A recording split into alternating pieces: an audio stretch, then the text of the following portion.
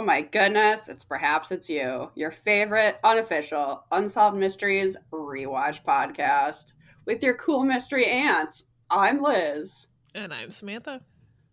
So I was doing Zine Fest the other day, Samantha, Mm-hmm. and I had some copies of our first Perhaps It's You zine. And I realized that's not for most people because, it wouldn't make sense. It's like a lot of inside jokes about the podcast. But every so often someone would pick it up and I'd be like, oh, that's about my podcast. Did you ever watch the show Unsolved Mysteries? And this person said to me, yeah, that's like that really old show from the early 2000s, isn't it? Really old. Oh my God. Was that Arden? Yeah, it was. And I was just like, yeah, but actually before that, there was a time Even older. there was a time before the early 2000s, and that's when Unsolved Mysteries is on. Anyway, that's what we're here to talk about today, and we should really limit the waffle because this is a 2-hour special for some reason. Yeah, let's get into this. We got olden times to talk about. This episode has fucking everything, but I guess they wanted to go out on a bang. We have a 2-hour season finale. We haven't seen that before. How many mysteries are in this? Okay, I'm going to count. I have 3 mysteries. And you must have. Do you have 3 also? Let's see. Unless I missed one. Okay, folks, we have put off recording this episode like several times. This is the last possible second we can record this episode. Do I remember much of this marathon of an episode? Do not. So I hope I didn't miss any of my notes. This is a total of 7 mysteries. So fucking holy shit. Pull in. It is going to take us forever. This is really 2 episodes just smushed together because they were like season 6. It's been going on forever, at least in our podcast. So let's just get this over with a bang. But goddamn. That's basically we have to work twice as hard now. I was like, all right, we're finally at the last episode. 2 hours. And then they screw you. It's 2 hours long. Yeah, I sat down and I saw because you can watch this on YouTube if you don't know for free. And I sat down to watch my YouTube video and I saw the little counter or whatever at the bottom going to like an hour and 37 minutes or whatever the hell it is when you take out commercials from 2 hours of television. And I was like, that can't be right. They must have put like some ads at the end or nope. It was accurate. Okay. So we're just going to get right into it. I think I had stuff to say. My only announcement is that this is the last real episode of this season. So if you have a spooky story that you want to send to us, that's perhapsitsyoupodcast@gmail.com. And you should have already sent in your zine stuff to that address. And if you didn't, you send it in now. You pretend that you already sent it and you just send it now. And it's okay. We'll squeeze it in. All right. Our first mystery. I know Samantha's jealous because I get to talk about Bigfoot. Extremely jealous. And in this, groups of Bigfoot are referred to as big feet. So if you were wondering if the plural was Bigfoots or big feet, according to the segment, big feet. Unsolved Mysteries has spoken. It's big feet. I think that's actually super confusing, but hey. Okay. So we open in Mount Hood, Oregon. It is April 1994. And it opens, I shouldn't have told you that it's Bigfoot because it opens on a manhunt and there's like volunteers combing the forest and you're supposed to think it's like a bank robber or something. But no, bitch. They're looking for Bigfoot. Robert Stack has already ruined the surprise though because he calls it the mysterious creature known as Bigfoot when the segment opens. So you kind of know, but they do this thing. They act like it's like this big reveal that everybody's like out in the woods and there's someone up in a helicopter and they're searching. But are they looking for someone on the run? No, they're looking for Bigfoot. I mean, that is technically someone on the run. I guess if he's running. What if he's just hiding? He's leisurely strolling. He's leisurely strolling. I mean, he might be right there. He's just cloaking like the Predator. But there's only one way to cloak. And it's like the Predator, and Bigfoot does it, I think, all the time. Every day. Okay, would you lean towards that Bigfoot is a ghost or Bigfoot is an alien? Which would you of those theories do you prefer? Because it doesn't seem like he's just a missing link out in the woods. Like we would have found his bones or whatever by now. Which one do I prefer? I'm gonna say alien. Because a ghost of what? Good. Okay. Just a Bigfoot, I guess. I would lean towards. Okay, so sea monsters are probably actually like whale penises, but I do. Look, if you want to Google it to know what I'm talking about, you can. But you're right. That's not where I expected you to go. But I do like the theory that like Nessie is actually the ghost of a dinosaur. I like that. See, for lake monsters, I would lean towards ghost.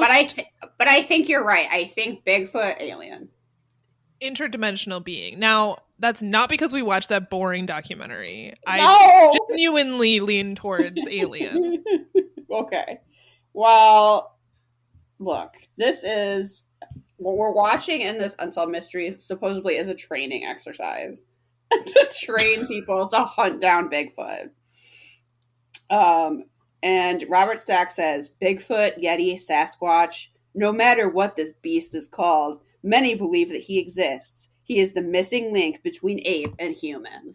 Okay, Robert Stack. Yetis and Bigfoots. Different thing. Not the same. Well, that's why I asked you, because I feel like we've moved away from this missing link theory, and we're now in just like, no, Bigfoot is like something paranormal. When you say we, are you meaning like our podcast or people in general? I mean, I meant everyone collectively. I agree. I don't know that I have heard people, and maybe it's just because we're curating the media that we watch and it happens to be the weirdest stuff out there. Maybe more normie Bigfoot documentaries would call him a missing link. I don't know, because we don't watch those. But yeah, I think that's true. I really want to ask Rob Lowe right now what he thinks. Maybe I'll tweet at him later. Maybe I can get a response. Okay. So this training exercise was funded by the Bigfoot Research Project, which, goddamn, has too much money. And it is headed by, quote, noted adventurer and world explorer Peter Byrne. And you're thinking to yourself, wow, I wish I was a noted adventurer and world explorer. Yeah, that's just code for rich person. That's not a real job. I hear that and I'm like, where are you exploring?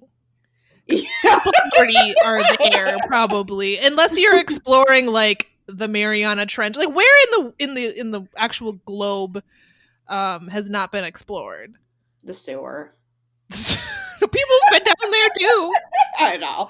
I have to go on a slight tangent now. That my friend for a long time was seeing a certain massage therapist, and she seemed a little, I don't know, quirky at first. Fine, but she talked a lot about like visualizing success. Whatever, right?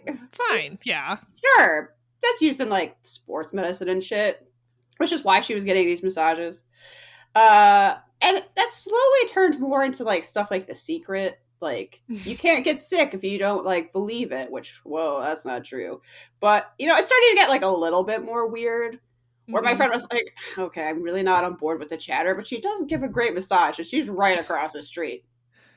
But that slowly descended into a massage therapist. And I don't think this is particularly relaxing, so I'm not sure why you would talk about this.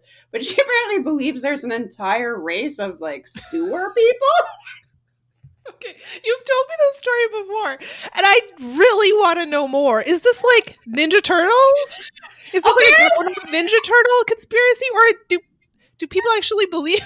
I mean, clearly this person does, but how widespread is this conspiracy? It's probably somehow anti-Semitic, but I don't know. Yeah, that's true. It seems like when you get deep down into any conspiracy, it turns out that you're just blaming Jewish people for things. But apparently she's not alone. My friend did do some internet sleuthing, but it is like a whole thing. I think maybe people just watched Futurama and thought it was real, which is concerning because that is a cartoon. It's not even like you watched a TV show and thought it was real. Like, you watched a cartoon where some people have one eyeball and you were like, documentary.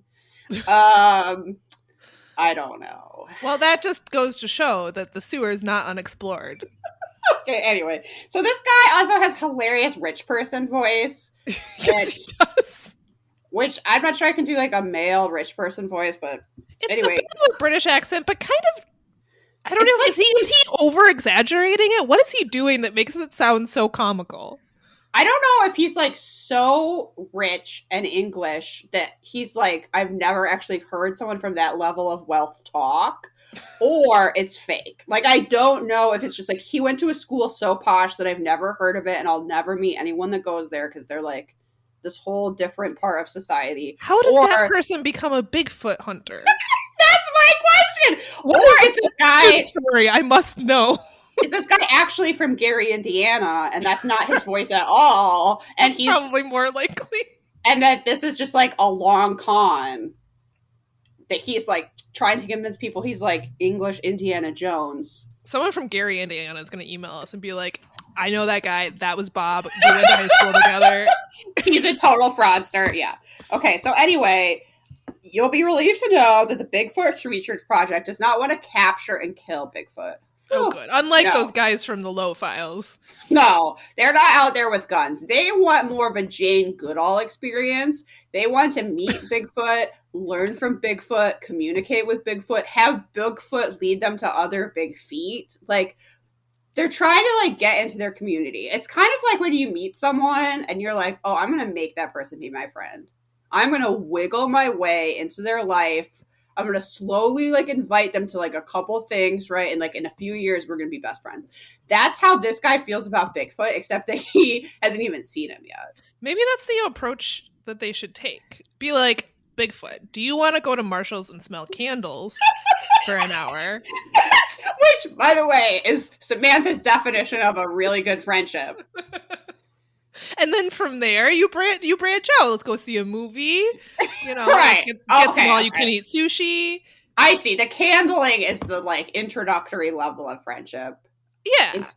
Okay. Do you want to go to Marshall's and smell some candles? And then later it's like, do you want to have all-you-can-eat sushi? Yes. Yeah, okay. Great. I love it. Let me get me in touch with the Bigfoot Research Society. Bigfoot, how do you feel about fall candles? Who doesn't love a fall candle? Do you agree that Bigfoot the summer lives in the forest? He probably loves leaves from Bath and Body Works. Oh yeah, you're right. What a basic bitch. Okay. So Robert Stack tells us that attempts to document Bigfoot have so far been sketchy. And say Robert Stack. I like Robert Stack using the word sketchy. And you know what? He's not wrong. Because the home video... I wrote down, home video footage isn't great.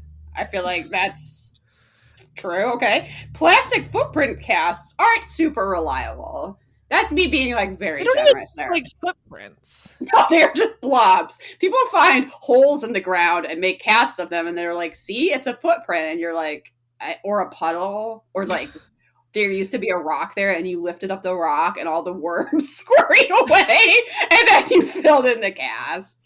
The plaster cast that is shown in this episode really does look like a blob. It is a blob.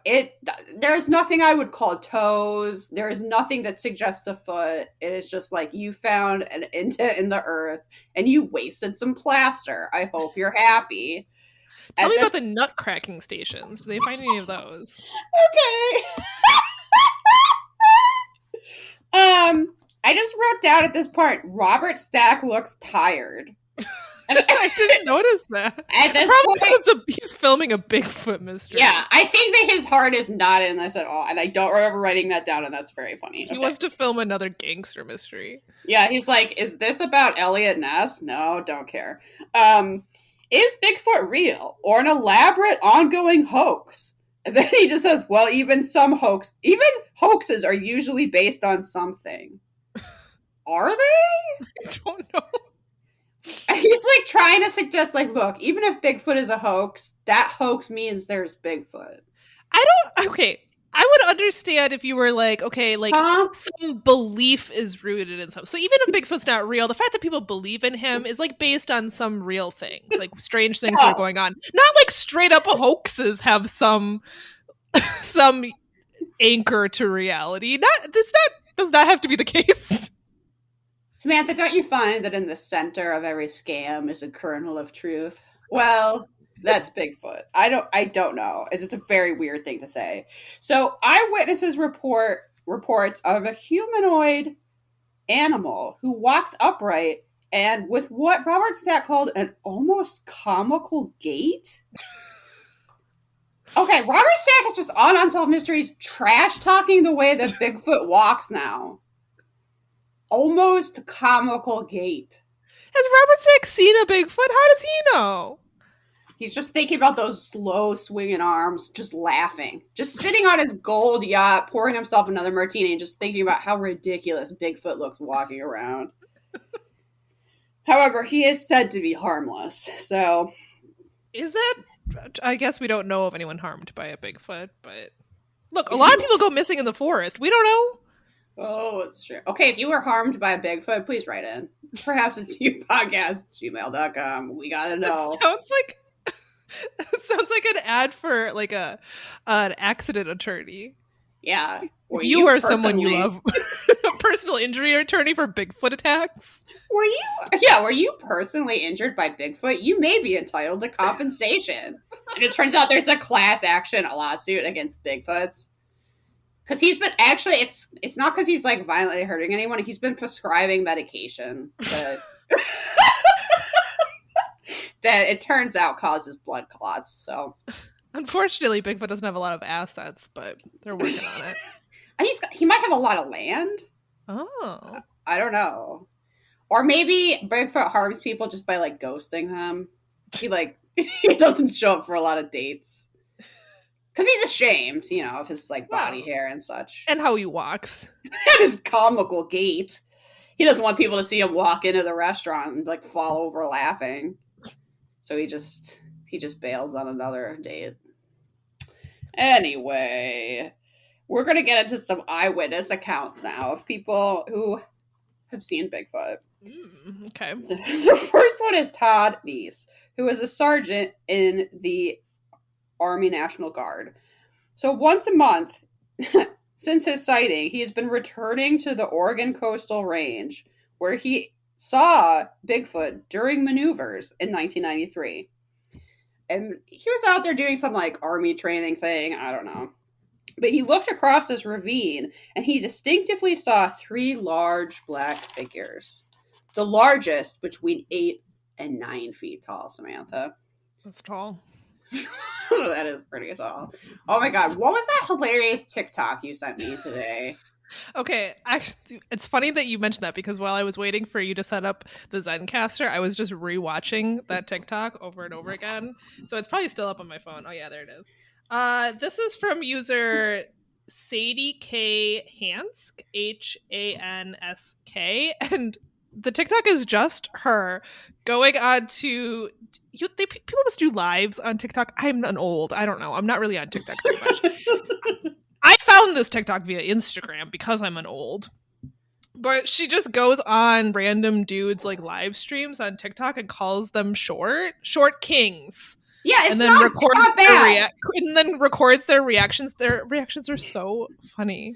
There's 2 parts. You have to go to her Instagram to see the second one. I was watching both just over and over. It's so entertaining because these dudes get so upset at being, and they all claim to be 6 foot. There's no way they're literally all 6 feet tall. That's what I found remarkable is this phenomenon that apparently all men are 6 feet tall. You didn't know that? Literally all men are all 6 feet tall. It's so funny to me. She's giving them a compliment. She does the little heat sweating emoji, tongue out, and is like, "We love a short king." And these dudes, the panic in their eyes. What? So funny. Someone thinks I'm short. If this is something you're concerned about, I just want to assure you, as a woman cursed to be somewhat attracted to men, that no one cares. What? I've never been like, wow, that dude's hot because he's tall. No, I don't care. I mean, I'm sure that's someone's thing, but I don't really think it's across the board. No, I don't think that's not a personality, so it's really not something I've ever been concerned about. I googled it today. Rami Malek 5'7". So that's not holding him back. No. I don't know that he counts as a short king, but he's not 6 foot like literally every man.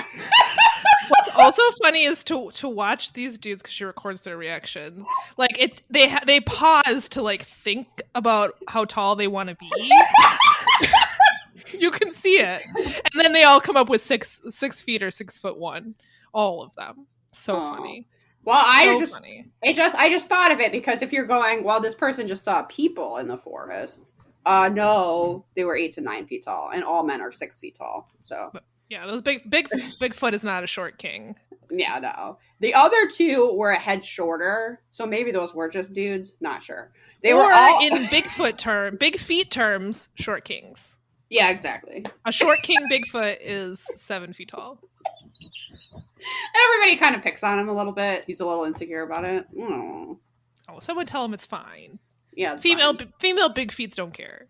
Well, I can't speak for them. I don't know. Maybe that's where this insecurity comes from. I guess that's true.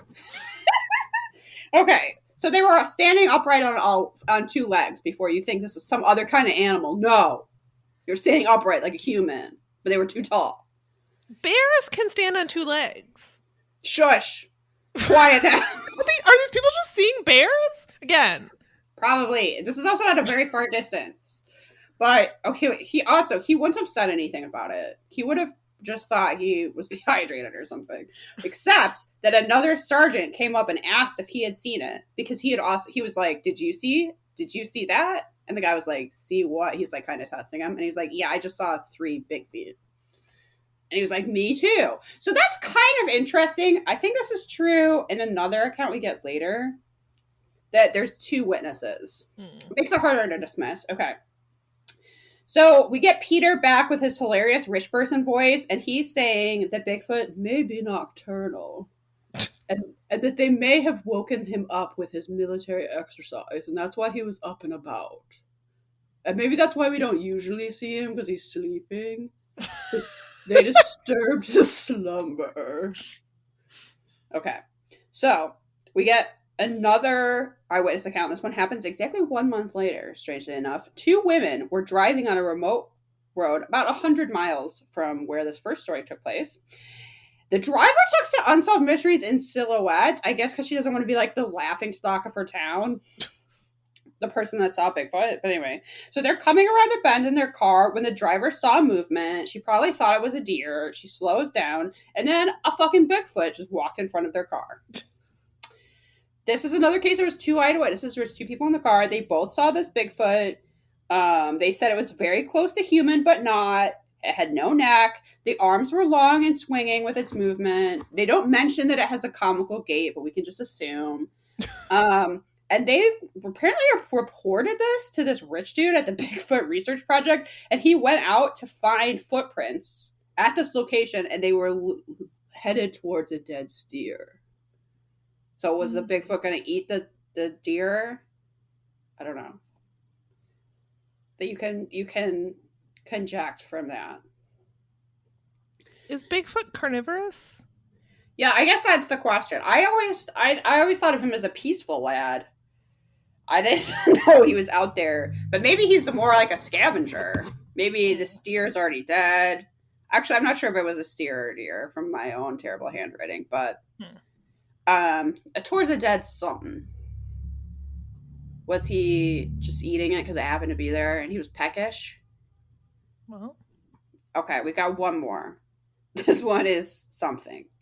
So this is in 1989. There's a sighting by Elmer Frombach, that is a name, of Seattle, when he took his family to a trip to the Canadian border. Elmer is an electrician and, quote, part-time prospector. Don't know what that means. But he went into the woods to stake a claim. Now, Elmer has a mustache.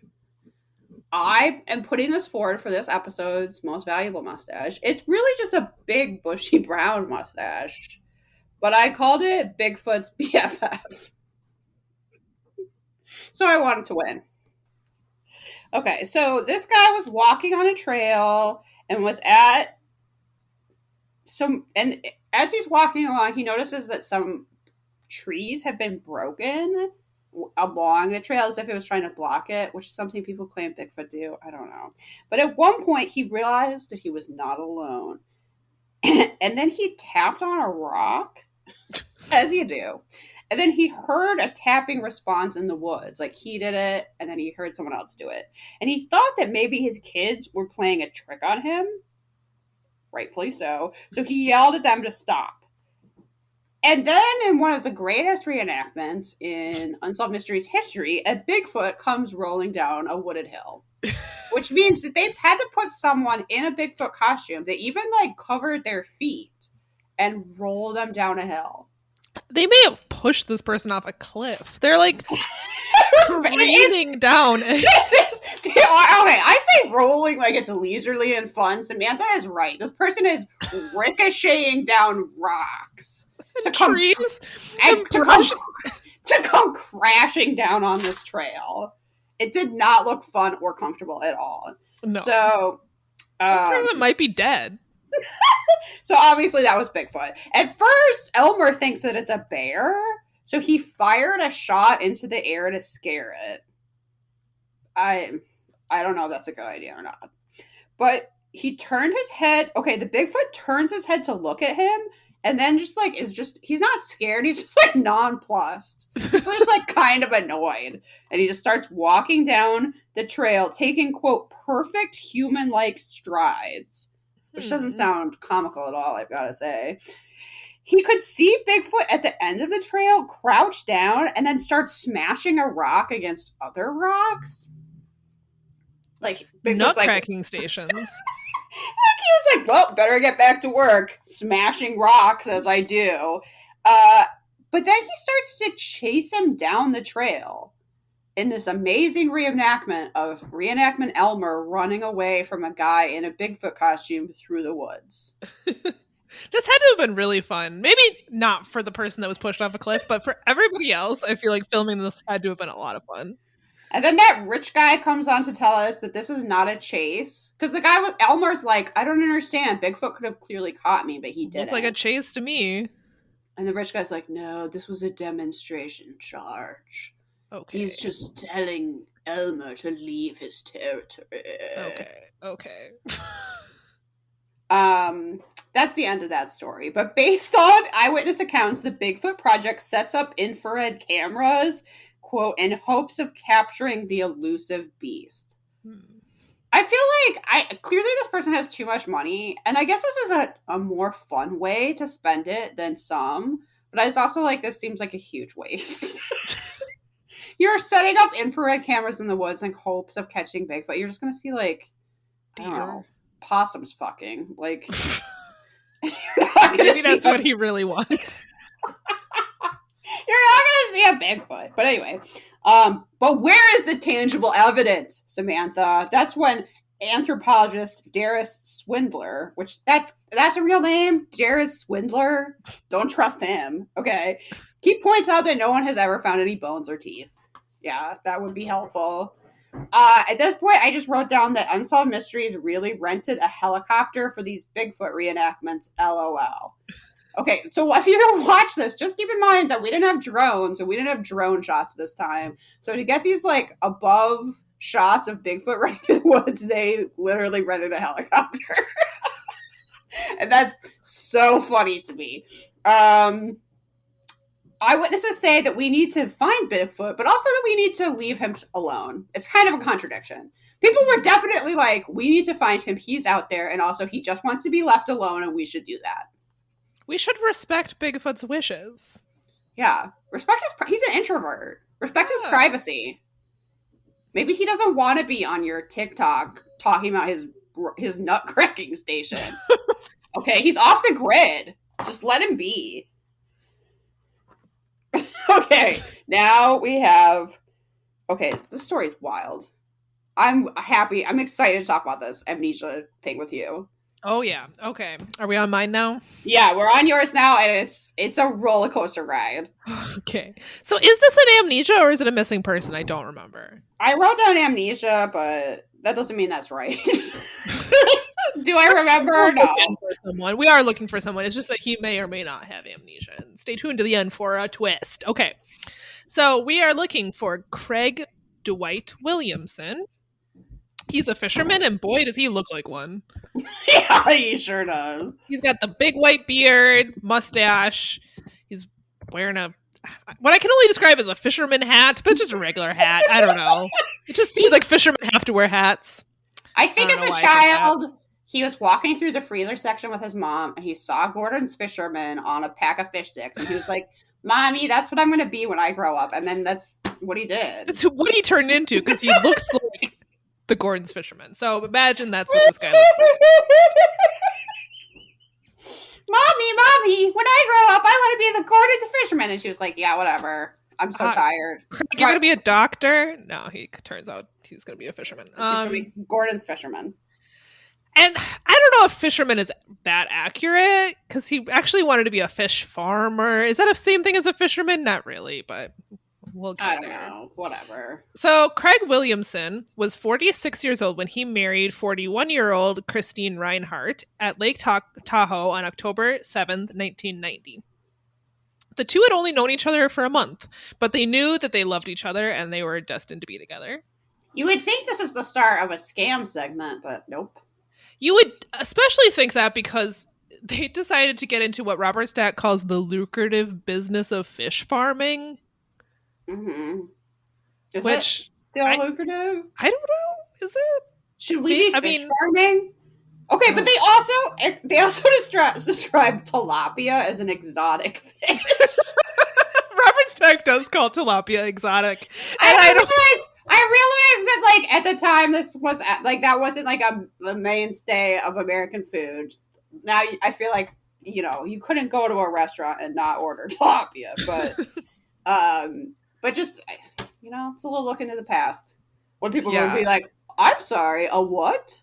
A tilapia? Oh, sir, it's a tilapia, and it's delicious. Yeah, so like Liz said, they began raising what Robert Stack calls rare and exotic fish, known as tilapia. They plan to sell it. You've never heard of it. If you're not a fish hipster, you've never heard of this rare and exotic fish. They were planning to sell it across the country. On August 28th, 1993, Craig went out on a routine business trip to Colorado to sell fish. As you do. Like you do, yeah. You just drive around selling fish. Okay. Yeah. Christine was worried about him driving because not that long before this, he had suffered a concussion. It had only been a couple of weeks, and I guess he wasn't acting like quite right after the concussion. Yeah. But he insisted, and I assume it seems like a small business. He was probably the only fish selling guy they had, so he was off to Colorado to sell his tilapia. After arriving there, he rented a car to go to business appointments. What kind of business appointments? Was he just like, I'm guessing like restaurants, negotiating with restaurants or something? I'm trying to imagine maybe fish business, but I'm guessing it's restaurants, maybe like fish markets or delis or something. But he's just like, you know, trying to get people to place wholesale fish orders so he can like drive around dropping off people's tilapias. He wasn't like wheeling and dealing trying to buy the best fish, breeding fish. I don't know. It reminds me that in the book Gone Girl, there's this like weird little plot about while she's on the run, she like runs into someone stealing fish and then is like helping him steal fish. Guess what? They didn't put that in the movie. The fish stealing plot. This is an aside, but a couple years ago I read, I don't remember who the author was, but it's called The Dragon Behind the Glass, and it's about, I forget the type of fish, but it's like the most expensive freshwater fish like that you could have as a pet in the world. Okay. And there's a ton in there about the like illegal people steal these fish because they're so prized, and they're like very rare to find them in the wild now because they've been like hunted to extinction or whatever. Sure. And you wouldn't think there would be a thriving fish thievery. It was fascinating. It was a very enjoyable read. Okay. You want to know more about fish stealing? Maybe I'm going to get into fish stealing. I don't feel like I'm in the right part of the country to become a fish thief. Yeah, no. I'm going to have to like go into people's ice houses and steal their crappies. Yeah, push their drunken ass over and steal their bucket of crappies and slowly meander across the frozen lake because I don't want to run and slip. I show up in snowshoes. To steal their sunfish. It's just this excuse people have to not spend time with their families, and they like have caught barely any fish. Yeah, exactly. So he's going to his fish appointments at 9 p.m. on August 30th. He spoke to his wife on the phone. He was at his hotel, and this was the last time she heard from him. Craig was supposed to return home the next day, but he never arrived. That day, his credit cards were discovered at a market in El Paso, Texas, 675 miles south of Colorado Springs. That is quite a distance. So that's not a good sign. 2 weeks later, and just across the border in Juarez, Mexico, his rental car was found abandoned. Also not a good sign, although there was no sign of foul play. It was just left. It's like he just left his car there. Yeah. Which you can, like, park on one side of the border and walk over so that you don't have to... Okay, so if you're, like, crossing the U.S.-Mexico border and you have your whole car, you have to, like, go through customs and, like, wait in the line. But there's points where you can just park and walk and, like, bring your passport, and then they don't have to worry about you, like, smuggling a bunch of shit, right? So it takes less time. Okay. So, so it kind of almost seems like... Well, we can theorize how his car got there later, but I just thought I would mention that. Yeah, it was interesting, and it was found in Juarez. So Detective Robert Johnson headed to Colorado to he headed the Colorado investigation. Christine began her own investigation into his disappearance. On September 14th, she herself arrived in Colorado Springs and visited the hotel that Craig stayed in. There, she learned that he had left his baggage and his possessions behind. There was no evidence of a struggle again. It appeared as though he just left all his stuff and walked out.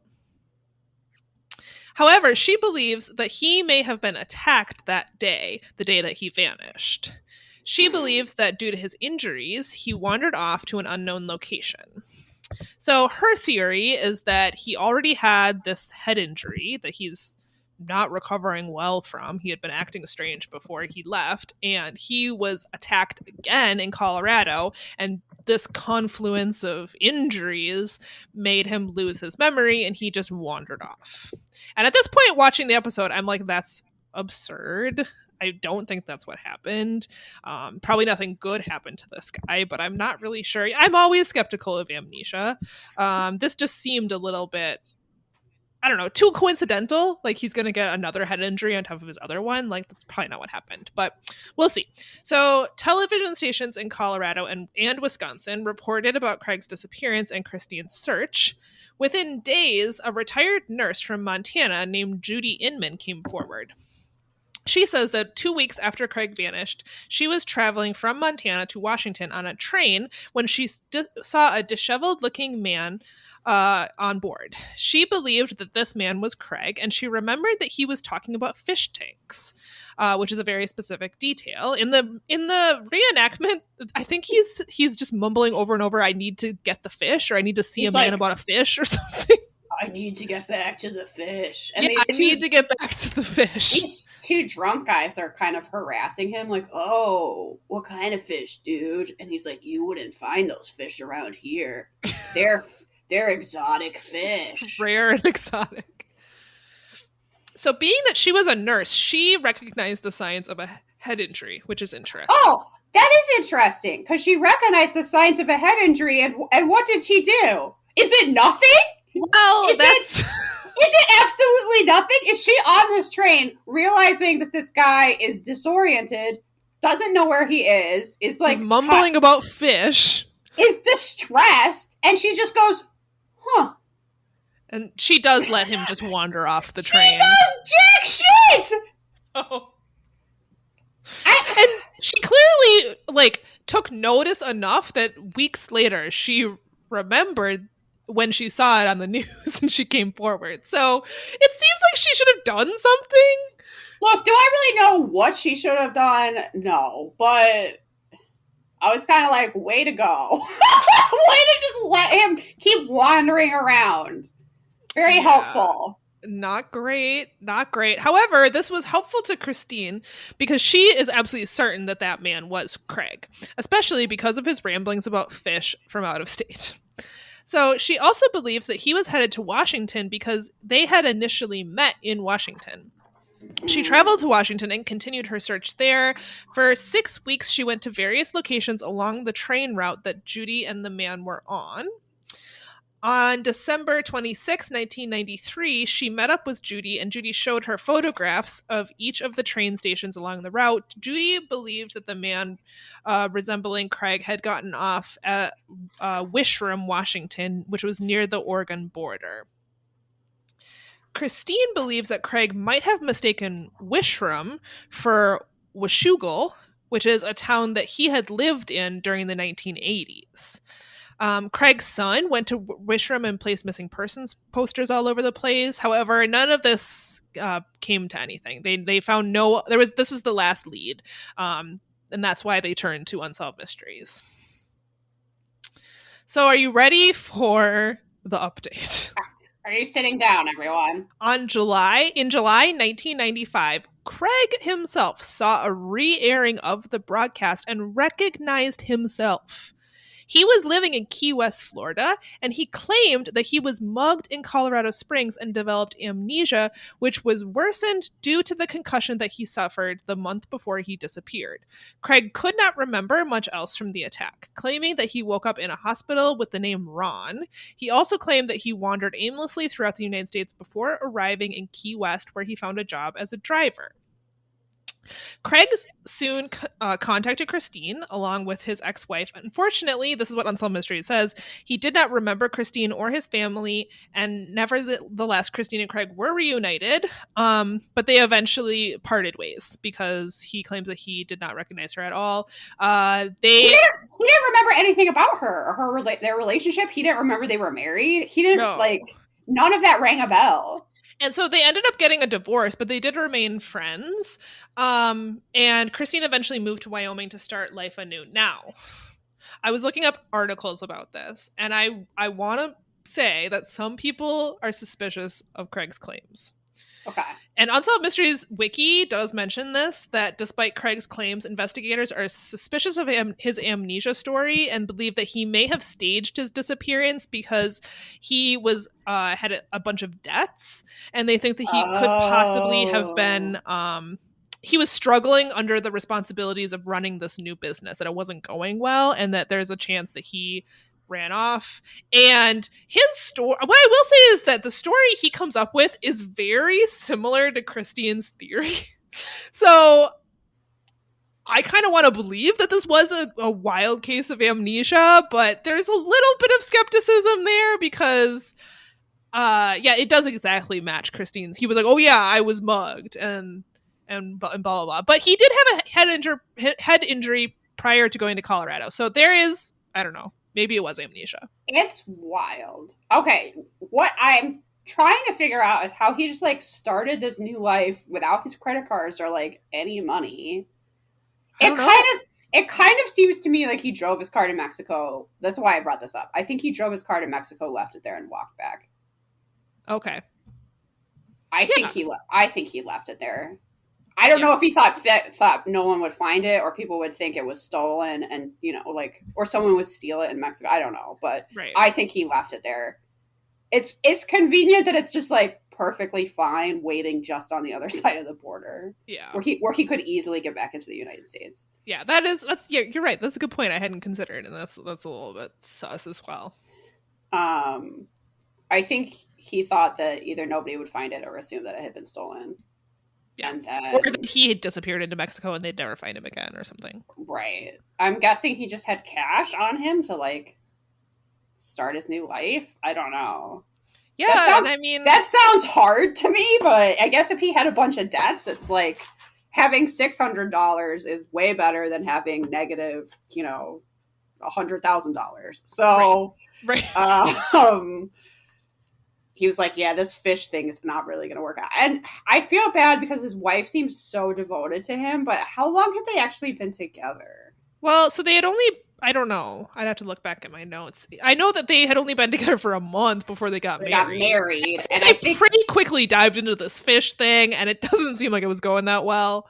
So I'm guessing, like, I'm not even sure they really said, but I'm going to guess, like, a couple years. Like, maybe he just wasn't as devoted as she was. The Unsolved Mysteries wiki says he had $2,500 in cash with him when he vanished. Okay, well, there you go. He and Christine also, they didn't say this in the mystery, I don't think. He and Christine had also put all of their money into the farm and borrowed another $400,000. Oh Finally, his bus seemed ill-equipped to bring fish back from Colorado.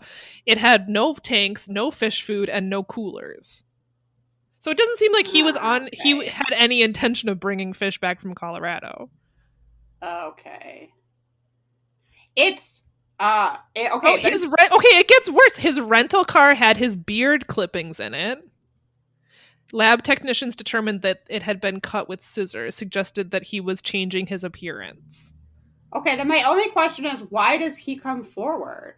Why does he watch Unsolved Mysteries and get in contact with his wife? Maybe people in his life were like, you look a lot like that Craig guy on Unsolved Mysteries.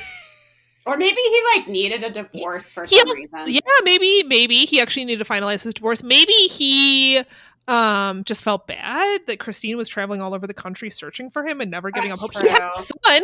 They had a son together. Oh my god. Maybe he missed his son.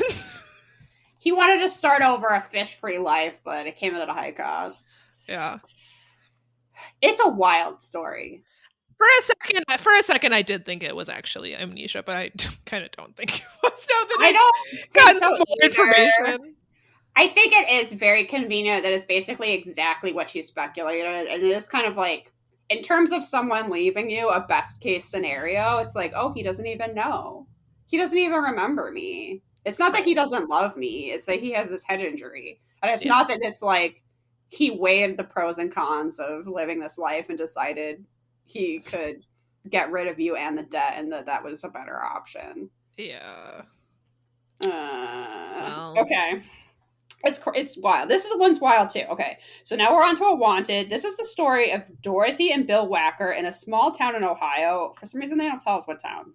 I guess they don't want you to, like, join in on their stalking. You're going to track these people down and harass them and make their life even worse. So on January 16th, 1985, their home was ransacked. And we see a reenactment of this, but this was actually the third such incident since 1984. And this harassment of this couple goes on for 10 years. They assume that someone wants them to move, but they don't know why. And Bill said, why should I be forced out by a kook? Okay, well. All right, fair. Okay, so now we get a kind of strange reenactment with Dorothy, where she lets a man in to use the phone because he said his car broke down. And she's like, where's your car, though? And Dorothy, he's like, red flag, Dorothy. And he's like, oh, it's like right over there just where you can't see. And she's like, okay. So she lets him use the phone, but then gives him, like, a lot of privacy and leeway where she's actually, like, in another room. And she can hear him on the phone, like, calling a tow truck and whatever. But she just assumes that he leaves. That would freak me out. Okay, Dorothy is just obviously a lot more trusting than I am. I mean, this is small town life in the 80s. I guess you would be because you hadn't been scarred by Unsolved Mysteries yet. I'm telling you, I feel like this show completely changed the way people interacted with, like, their towns and neighbors. Where suddenly it's like, oh no, if I let someone in to use the phone, they're definitely going to hit me on the back of the head and tie me up, which is what happens to Dorothy. She wakes up, like, hog-tied in her kitchen. And she has to assume that the guy that's using the phone is the person that did it, because she never actually heard him leave. She's tied up and her mouth is gagged, and eventually she manages to, like, make enough noise through an open window that her neighbor hears her. Oh my god. And when the police and her husbands come, some items have been taken, such as a watch and a video camera. And on the wall, written in crayon, like a child would write, it says, cheap but will do. And I just wrote down, what the fuck? Someone breaks into your house, or I don't know if that counts. You get into someone's house, you steal their stuff, you hogtie them, and you're like, okay, this is kind of shit though. Like, what did you expect? You thought these people, they don't live in a mansion. These are just regular people. Like, cheaper, but will do. I guess. The stuff I'm stealing. What a dick. I wish they had a little higher price tag, though. Okay, so Dorothy could describe her attacker for a police sketch, and even though it's a decent police sketch compared to a lot of other ones we've seen on the show, it doesn't lead anywhere. Weirdly, very weirdly, the stolen items are returned one by one, starting with the revolver that was taken by the house, which is just left on the porch in like a plastic bag. So Bill comes home and just finds it like wrapped up on his porch, his own thing that was both stolen and insulted. We hear from a cop that tells us this is extremely unusual, if not very rare. Oh, thank you. Thanks for that. Is it extremely unusual, if not very rare, for a burglar to take things from your house, insult them, and then return them one by one? They want their money back. Why bother? It's like, I stole this video camera, but you know what? It's actually a piece of shit. Here you go. So at this point, they start getting a series of harassing phone calls, which is sometimes just breathing and sometimes is a list of threats, like the things that he was going to do to them. I feel like, honestly, breathers, if you had a phone in the 80s, people just called and breathed into it. Don't know why. It's just, pervs didn't have the internet yet, so I'm sure they're trolling people now to get their kicks. But back in the day, they just like to call, hear you pick up, and go, look, there's a lot of pervs out there. But in addition to that, they would also get threats saying things like, I'm going to tie you up, and probably worse. Despite changing their number several times, the call continued. And so like they would change their number, it would be unlisted, and this harassing, stalking person would find it again and keep calling them. Very eerie. Someone also started banging on the side of the house. However, when Bill would go outside with a gun to find out who was banging on his house, he never saw anyone, and he also never saw a car or heard a car leave. They put up a security light on the front porch, which is just, by which they just mean a light that's attached to a motion sensor, right? Like, if there's movement, the light comes on. Which did nothing, except that they found a note on the porch saying, your lights are a laugh. What a dick. They received other notes, which are at least some, I wrote down, which are at least some tangible evidence of their harassment. The cops noted that the notes appeared to be written in an opposite hand, as if to conceal the handwriting. No fingerprints were ever found on these notes. So going on to October 27th, 1993, their stalker struck again, sneaking up behind Dorothy and striking her on the head while she was outside. However, the neighbors didn't see anything. At this point, the police start to suspect the husband, Bill. Mostly because it's strange that there's no motive to this. Yeah, who would want to fuck with these normal people? There's no demand. They interpret it that someone wants them to move, but actually none of the notes say, like, move out or anything like that. They just insult their stuff and their security lights, and they're not asking for anything. Also, they noted that this activity is sporadic. Like, there will be periods of time where a lot happens, and then months will go by where nothing happens, and then, like, the phone calls or whatever will start again. In 1993, they decided to, quote, take matters into their own hands. So, along with their friends, they staked out their own house and were communicating by walkie-talkie. Yet, despite the onlookers, who saw nothing, a note was left on their porch that read, "Get the message." What is the message? Yeah, which was like, no, we don't get it. So that's the end of this. This is considered unsolved. Sadly, Bill died in 1999 at the age of 79. It is not known if the harassment continued after his death. Dorothy died in July 22nd, 2010, at the age of 83. Personally, I also am suspicious of the husband. Why do you think, if it was him, why do you think he was doing it? I don't know, To like scare his wife? a power trip over his wife. This is how he, like, when he was mad at her, he would get back at her. The reason that I think that is mostly this thing where everybody stakes out the house and somehow a note still gets on the porch. And to me, it's like, yeah, it's because the guy lives there. Yeah. And also, what about the guy that attacked her who came into the house? See, that's the part that I can't explain. I guess the husband could pay someone to do that. That seems like he's very committed to this, but that I can't explain. It's weird to me that, okay, so this is going on for 10 years. Their neighbors are very alert to it. None of them ever see anything. And okay. I'm betting these people sat by their windows and waited and watched, trying to catch this creep. Oh, and yeah, for sure. They never saw anything. They never heard a car. They never saw a car parked there. What if that guy who came, what if he really did crash his car and he really did call a tow truck and really did just leave? She doesn't remember. She doesn't remember hearing him leave. All she remembers is waking up on the floor. What if her husband came home and did it and has nothing to do with it? And she just remembers that this guy, she thinks it's the stranger, so this guy is obviously it. But he was just completely, she heard him call a tow truck. It could have been real. Honestly, I'm leaning towards that. I think this is a sketch of a guy who used the phone one time. Yeah. Because I can't explain the other things. It really seems like it's him. Why? I don't know. He's not well. He's should just get divorced. I'm not sure. This is his entertainment? Yeah, he's really super bored. He secretly hates her. I don't know. She insists on the episode that it couldn't be him. She doesn't think that it's him. Yeah. And maybe it's not. Maybe it's just some, I don't know, wacko from their past that's like... But yeah, you're right. How has no one ever seen?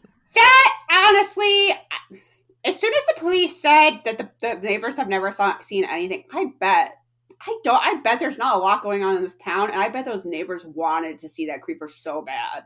I bet every free moment they were looking out those windows being like, oh, is that guy harassing Dorothy again? Right? I would. And they never saw or even heard anything. Yeah. Like, I want to have my true crime moment. I would have suspected they would be calling in like every car they saw that they didn't know who it was. To the point where like innocent people were getting like roped into this thing. And this guy's just like, I'm just delivering a package, right? Like, I'm just a courier. Leave me the fuck alone. Yeah. I think I'm with you. It's very strange though. And you can, watch the segment for yourself, take a look at Belle, consider yourself a body language expert. Try to figure out whether you think he did it. That's total speculation on my part. Who knows? Yeah. That is a mystery. Indeed. All right, you have a really sad one now. Yeah, trigger warning on this one. This is the death of multiple children. So that's a fun mystery to include in your 2-hour special. Yeah, it's brutal. All right, this is a wanted, and this is the mystery. This is the story of the Jordan children. So Molly Jordan was a nurse. She lived with her 5 grandchildren, 18-year-old Demetra, 16-year-old Bernard, 9-year-old Erica, 6-year-old Jamal, and 10-year-old Kettrick. She also had her 1-year-old great-granddaughter, Jasmine. They lived in a home in Dallas, Texas. By 3:30 p.m. on September 28th, 1988, all of the children were home from school, so Molly left to work her night shift at the local hospital. She was supporting these 5 kids on her own. Working double shifts every day. Yep. I'm tired just thinking about it. I know. In a hospital, can you imagine? Oh, no, I can't. I honestly can't. She planned to return at 7 a.m. the next morning. She carried a beeper so that the children could reach her at any time. At around 3 a.m. on September 29th, Kettrick woke up to the sound of his brother Bernard talking to someone. Now, as a reminder, Kettrick was 10 years old, and he was hearing the voice of his older brother, Bernard. He went to the living room and saw his brother talking to some unidentified men. I forget how many there were, 2 or 3. The men were asking Bernard about money. When Kettrick came into the room, Bernard got mad and told him to go back to bed. A few minutes later, the house was set on fire presumably by these two men who were believed to be drug dealers that Bernard had been getting his drugs from. It seems like the theory is that Bernard was mixed up with people. Maybe he was selling drugs for someone and he had this debt. The men had placed furniture in front of the door and also the hallways to where the bedrooms where the children slept. And they show like this was absolutely clearly deliberate. They show like a floor plan in Unsolved Mysteries and where the furniture was placed, and it was deliberate to trap the children in their rooms. I mean, this is a house with like one central hallway off a like main living room area, right? Like you have the entrance to the home comes into the living room area. I think the kitchen's like connected to that, and then you have one hallway that has the bedrooms and bathroom. So by blocking off that one hallway, like you can't get anywhere else in the house. There was a front door that opened into the living room, and then there was a kitchen in the sort of the back left hand side. If the house is a big square, the back left hand side was the kitchen and dining room on that left hand side, and then like Liz said, there's a main hall right down the center, all of the kids' rooms. So they blocked the front. They went through. There was on the left hand side there was a window where they think they broke in. They pushed a couch in front of the front door, and then they pushed more furniture in front of the hallway to trap the children in their rooms, and then went out the same window. Yeah, it's bad. So the children were trapped in the burning home. When the fire started, the children broke the windows to try to escape. But the release handle on the burglar bars jammed. So there were bars on the windows. There was a release, but they jammed. And so the children couldn't get in. The firefighters were also unable to get into the house through the doors because of how the furniture was placed. And the burglar bars prevented an easy entrance for the firefighters. So it slowed them down. Yeah, they say they take time to saw through the bars. Right. To get in. Ugh.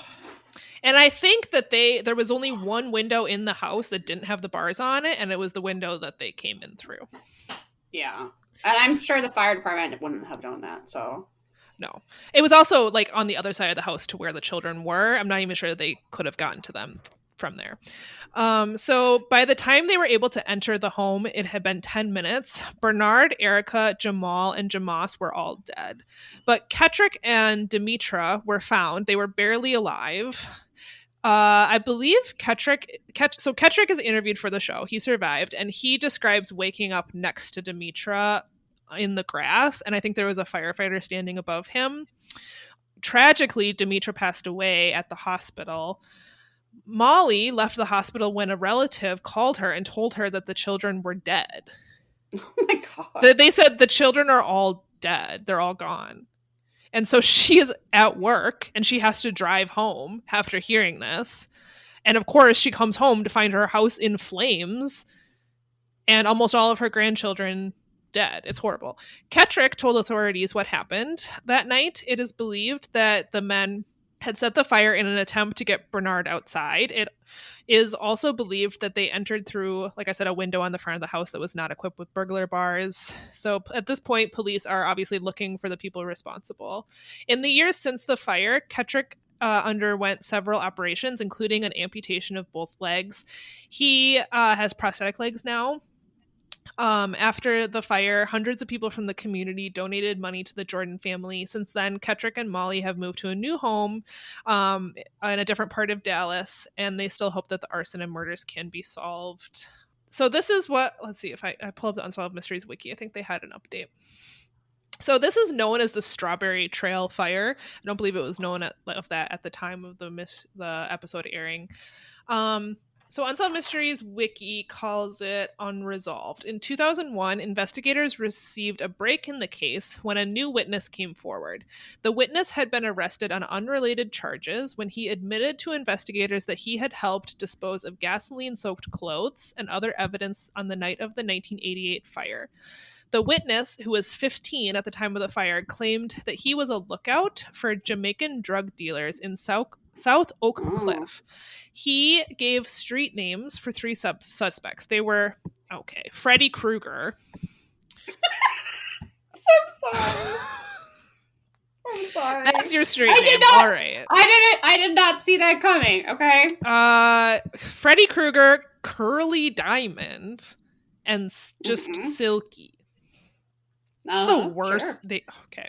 That sounds like street names made up on Law and Order, where you're like, nobody would go by. Nobody would go by Curly Silky, Diamond, like the chicken. Yeah. Well, maybe. As a result of this information, investigators re-interviewed several witnesses who began to name possible suspects. Other suspects were nicknamed Lupe, Coolie, and Soldier. I'm sure it's not easy to just go off of street names.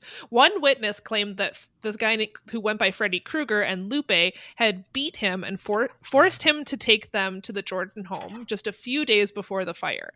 The witness also heard that Bernard had, quote, ripped them off. Another witness claimed that on the night of the fire, the two drug dealers were talking about getting revenge on someone they called BJ, which was Bernard's nickname. Shortly after the fire, the witnesses saw the two men again. He claimed that they were laughing and joking about the sounds of people burning to death. Oh my God. Jesus. Yet another witness, a former girlfriend of Lupe, asked him if he had set the fire, and he told her that he did. He also said that it was done to settle a debt. So the person known as Curly and the person known as Freddy Krueger were eventually identified.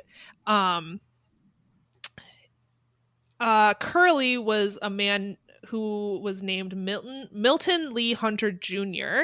and Freddy Krueger was David Broadbelt. Okay, I'm confused by Unsolved Mysteries Wiki because they have 3 names and they. Okay, anyway, 3 people were identified: Milton Lee Hunter Jr., David Broadbelt, and David Wilson. Investigators learned that David Wilson had been killed in a New York subway shootout in 1992, which ironically, that still remains unsolved. No one knows who shot him. Okay. According to investigators, he was the mastermind behind the fire. Unfortunately, he's dead. Or fortunately, I guess I don't know. The drug dealer, who is known as Lupe, was identified by several witnesses as Vincent Lamont Thomas. He had been questioned initially, but was let go. In 2001, he was arrested and charged with capital murder in the case. Unfortunately, prosecutors felt that they did not have enough evidence to bring him to trial, and the charges were dropped. However, the prosecutors noted that he could be arrested again if new evidence surfaces. Investigators identified Silky and learned that he had also died in an unrelated shooting. They also identified Coolie and Soldier, but have not been able to locate them. The police are now considering the case closed, but unresolved. Well, if they just wait long enough, apparently everyone involved will just be shot. Yeah, apparently. What a God! Imagine bummer. Laughing at children burning alive. I don't. All right. That's how you choose to settle a debt: is you kill a bunch of innocent kids. Well, that's how you end up known as Freddy Krueger. Apparently.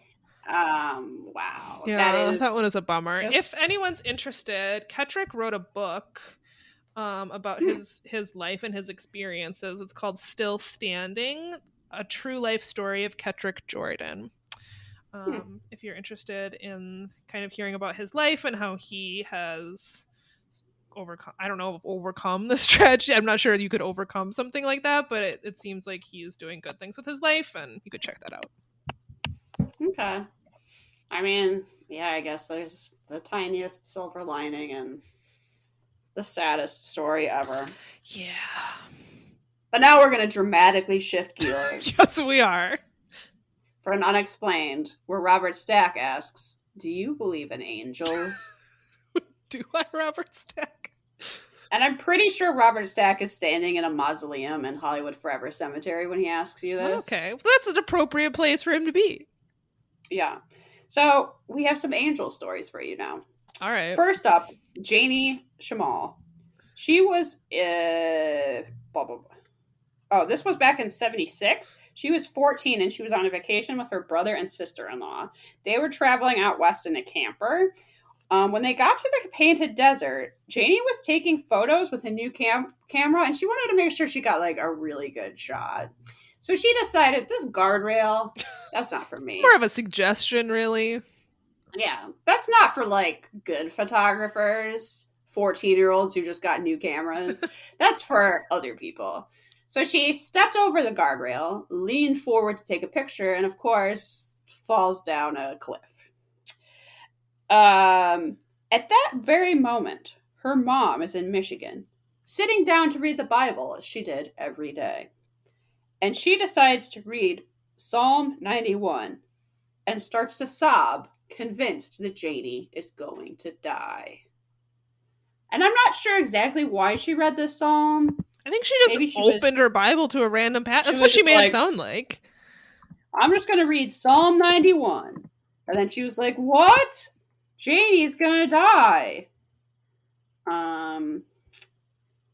Let's see. Let's pull up this psalm here. I think she was in like part 12. Okay, so starting at line 11 of Psalm 91 as, for he shall give his angels charge over thee, to keep thee in thy ways. They shall bear thee up in their hands, lest thou dash thy foot against a stone. So that's what she read, and started crying. At supposedly the very moment that her daughter went over the cliff. It's falling over this rocky edge, which I'm not quite sure how they did this reenactment, but they really have this like little kid sitting on like the edge of this ravine, this rock that she slid down. So she's, tumbling straight down, and she just sort of inexplicably stops, and she could not see the top from where she was, and she wasn't sure how she had stopped, and she had no idea how she was going to get back up, or how she would like keep from falling further down. So at this point in Michigan, her mom was praying to God and reading the Psalms, which talks about being protected by angels, what I just read. And when Janie's mom got to that line about the foot against thy stone, blah, blah, blah, she stopped crying and she felt at peace. Okay, at this point in the reenactment now, Janie, she's back at the top. She's just standing by that guardrail she hopped over. And her family is like, oh my God, it's Janie. She's okay. And Janie goes, yeah, I don't remember how I got back up here. And they're like, whatever. We're just glad you're okay. By the way, it doesn't matter. By the way, don't tell your mom any of this happened. Yeah, they were also like, we don't want to stress out your mom, so just call her and tell her everything's fine. That won't be suspicious at all, right? So she calls her mom, she tells her everything's fine. According to the reenactment, I thought from the way they were saying it, it was like, wait till you get home and she can like see you and see that she's fine. Never speak of this. But it seemed like she waited until she got her photos back from the, Kmart or whatever. And she's showing her mom the photos and she's like, oh yeah, this is the one where I fell off the cliff. And her mom's like, what? And she's like, don't you remember when I called you completely out of the blue to tell you that everything was fine? I wasn't supposed to tell. Yeah, I wasn't supposed to tell you, but remember that totally suspicious phone call where it's just like, guess what, Mom? Don't worry, I'm fine. Yeah, so I had actually like fallen over this rocky ravine and should have died. And her mom was like, oh, was that the moment that I read Psalm 91 and I started crying? Okay. So they both think that because of her mom's prayers, an angel saved her. So it's good that she started praying right at that second. Okay, next story. This is Estella Vera, of Riverside, California. So this is March 30th, 1991. Estella and her two grown children are... Okay. Wow. I'm going to try to be really respectful about this, but this is wild. And we get possibly the greatest reenactment in Unsolved Mysteries history. Not sure. That's bold, but honestly, it's really good. It's something. So, okay, Estella and her two sons are driving home when they spot an ice cream truck being robbed. Robbers. I realize the ice cream truck is a cash business. How much cash is that possibly in there? Cannot be that much. You really need those, 5 musty child dollars that are covered in, sugar? I saw a thread on, I think it was Twitter, where someone said when they worked as an ice cream truck driver, they cared so little about, whoever their fucking boss was, that kids would come up and be like, can I have an ice cream for this pebble? And they'd be like, oh yeah. They'd be like, sure, kid. Now I'm a Amazing. Yes. don't feel like it could be that much money in the truck. Like, maybe don't rob that. But anyway, they spot someone robbing an ice cream truck. And being good civilians, they stop to help. So the robber is like literally fighting the ice cream truck owner before the robber gets into the van and for whatever reason drives their ice cream truck straight at Estella, who's just like standing there leaning against her car, waiting for her sons to like save the day. This crashes right into their car with Estella in between the car and the ice cream truck, smushing her. It's wild. Her left leg is severed below the knee, and she suffers cardiac arrest from the stress. She drifts in and out of consciousness for 2 days. And when she comes to, she asks if they saw the man. Okay. I realized what happened to Estella was horrific, but this reenactment... It's beautiful. I don't know what you're talking. It's beautiful. It's like a painting by a master. It should be in the Louvre. Okay, so Estelle's like, oh, did you guys see that beautiful man? And they're like, Mom, what are you talking about? And she insists that as this truck is driving right towards her, she sees this scary ginger-haired dude surrounded by light, wearing like a white coat, like a dentist, like get in between. Okay, so she says that she looks up. She's instead of getting out of the way, Estella, him, she looks up. She sees the robber in the ice cream truck. His eyes full of hate. It is still his defense. I think this ice cream truck was very close. I'm not sure she could have jumped out of the way. I know. I'm sorry. I should be nice. But obviously she needed this gas station attendant looking guy. She looks up. She sees this hateful robber driving right towards her. And then, in contrast to his hateful face, she sees what she just keeps describing as this beautiful man. The reenactment does not really portray that beauty. It portrays a creepy ginger who, is like a dental assistant, or maybe he sells the ice cream. Not sure. I think he works at a bowling alley handing out shoes. And he has white light glowing from him, and he's like floating in between the truck and Estella to save her, which he doesn't really do because she loses the leg. Yeah, it wasn't the cardiac arrest. I'm not sure how miraculous this is. I guess it's miraculous that she didn't fucking die because she was hit by an ice cream truck, but it's still not that great of an outcome. No. She insists that this was not a dream. She says that she prayed as the truck was coming towards her, reciting the Psalms. And then she saw a beautiful man with a beautiful smile, and that she grabbed his hand and put her face against his. And it shows the two of them like near snuggling as a truck is coming towards her. And this is a quote from her. I cannot really explain this beautiful experience. She says the word beautiful like 50 times. She is completely enamored with this dude. Her husband should be slightly insulted. Okay.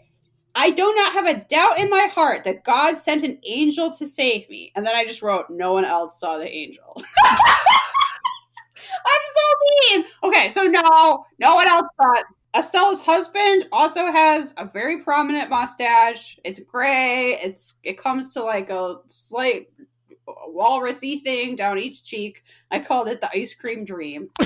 but he didn't actually see the ice cream angel, so he just gets to be slightly insulted that Estella's like, he was so beautiful. He looked nothing like you.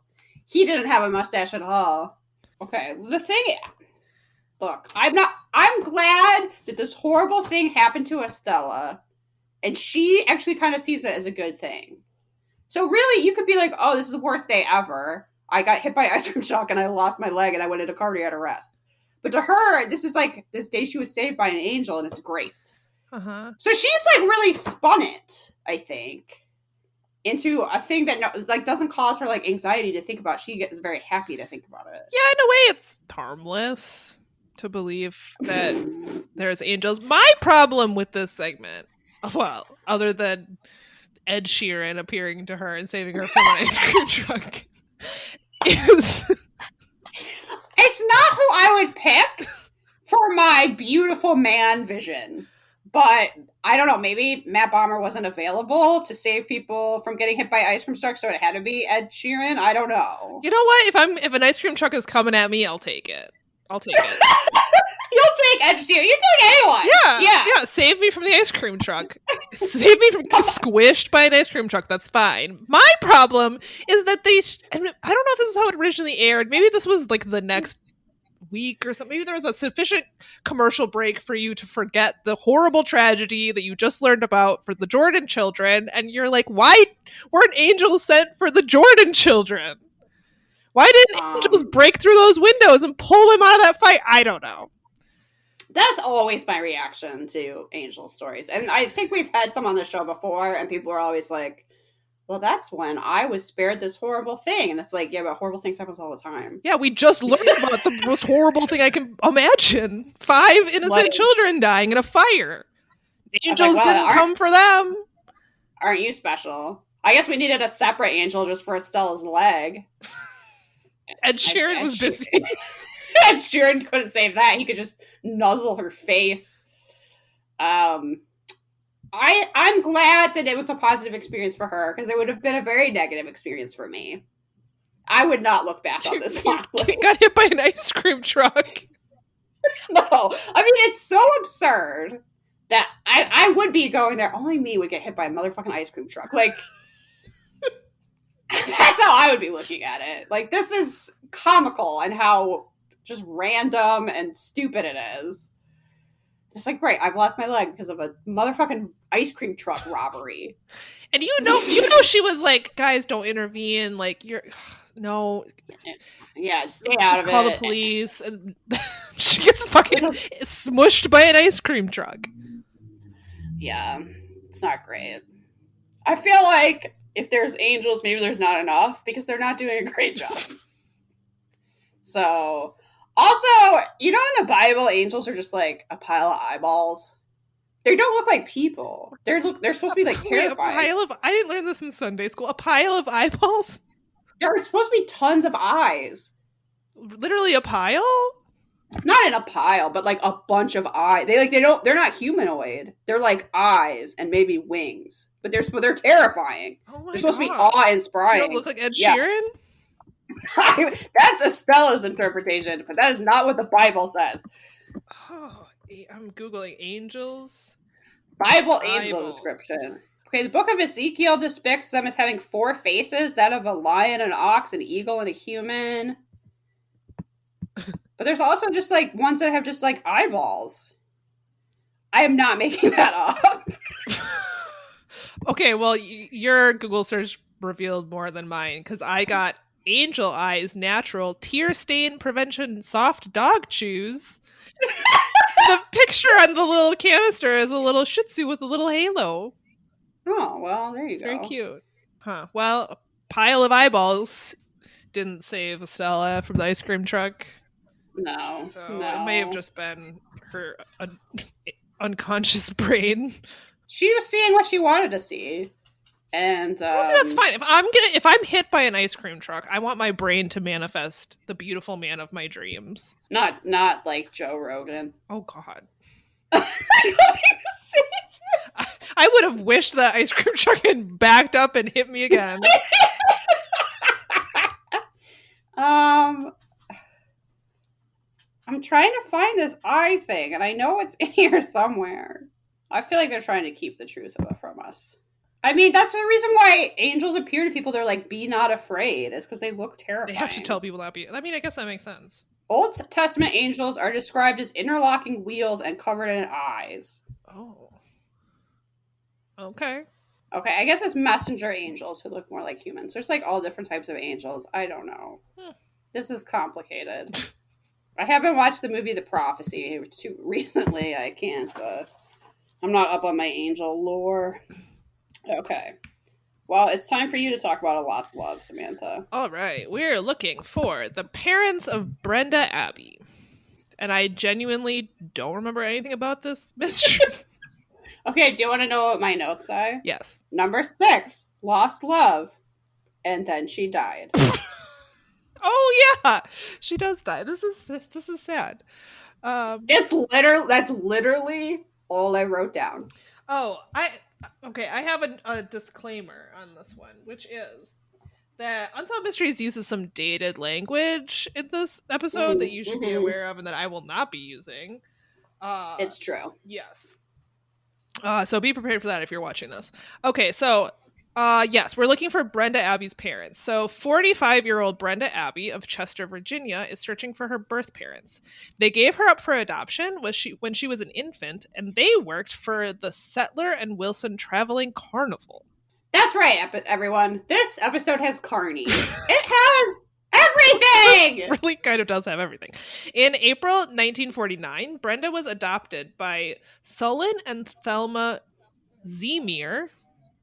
Is that their real names? Sullen and Thelma Zemir.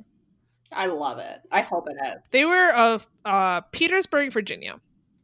When she was 16, Brenda learned that her birth parents had worked for the Settler and Wilson Carnival. In 1983, Brenda developed a serious health problem. Because of her need for her family's medical history, Virginia officials released a copy of Brenda's birth certificate to her. This is when she learned that her birth parents were Elizabeth Hanson and Walter Dean Perry. She also learned... And now... I just want to go just in the background the whole time that you talk. Yeah, listeners imagine that is what is going on. We see a lot of carnivals in this mystery. She kind of travels to carnivals to add to the vibe. So her birth parents were Elizabeth Hanson and Walter Dean Perry. She also learned that she had 2 siblings. The most important clue for Brenda's search was her father's occupation. I don't know why the birth certificate gave her this information. I think it maybe was in like a job column. Like he wrote this as his job. His job. He was like, "Oh, I run the carnival. I'm the work for the carnival of little people." Yeah, so he ran this sideshow that was all little people. That was the whole sideshow. There weren't like other attractions. It was just that.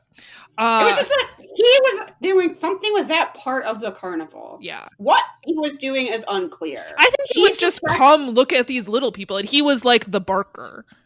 Yeah. So that's cool. I mean, can you have a mystery that doesn't somehow involve going to a carnival, surely at night? No. And will you find out that the carnival is haunted, but it's not really haunted because it's just an old man pretending to be a ghost because he wants the land? Why is there something? Is it because they're just going to leave town? Why is there something kind of offsetting about a carnival? I don't know. Why does it have that like air of mystery? Is it the lights? Is it like the childish thing? Like, I mean, clowns are terrifying. Clowns are terrifying. There's something to me. Okay, me and resident librarian Megan, years and years ago, we've known each other too long.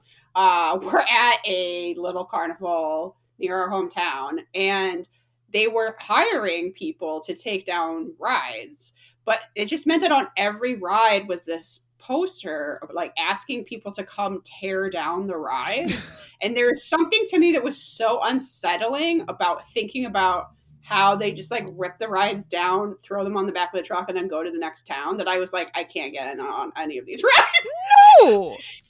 It just like really was super off-putting to me to think about how it's like they just hire any old person off the street too. They're not saving every nut and bolt.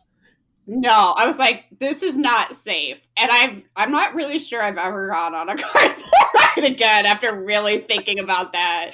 You really, like, I mean, that is the thing, is you don't think about it. If something goes really wrong, like those people will be gone tomorrow and you will never find them. Yeah, absolutely. Absolutely. They're barely traceable as it is. Yeah, that's the situation this woman's in. She's like, I want to find my carny parents, but they're carnies, so... Can't find them anywhere. Yeah, literally all she knows is their name, and then she knows the name of the show that her father ran in the specific carnival. Which maybe is a decent amount considering you could be working with nothing. So Brenda began looking for anything about the carnival during 1948. She found a news article that mentioned her father's show, and his name was a part of the title of the show, and so she assumed that this was the group that he had worked with.